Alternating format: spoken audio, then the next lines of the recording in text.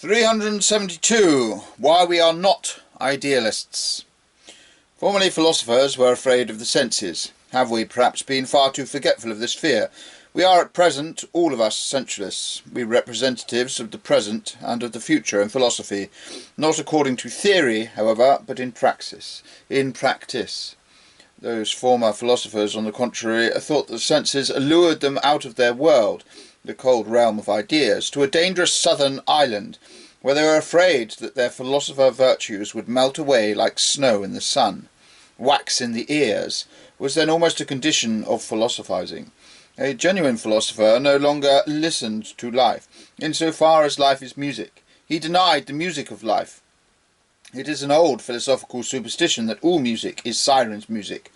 Now we should be inclined at the present day to judge precisely in the opposite manner, which in itself might be just as false, and to regard ideas with their cold, anemic appearance, and not even in spite of this appearance, as worse seducers than the senses.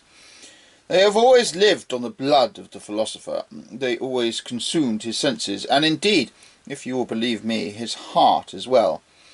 These old philosophers were heartless. Philosophizing was always a species of vampirism. At the sight of such figures, even as Spinoza, do you not feel a profoundly enigmatical and disquieting sort of impression? Do you not see the drama which is here performed, the constantly increasing pallor, the spiritualization always more ideally displayed?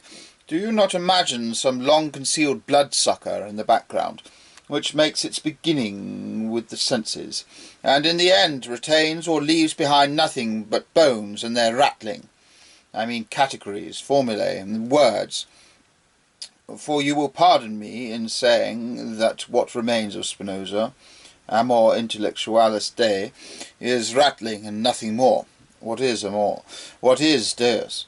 When they have lost every drop of blood. In summer, all philosophical idealism has hitherto been something like a disease.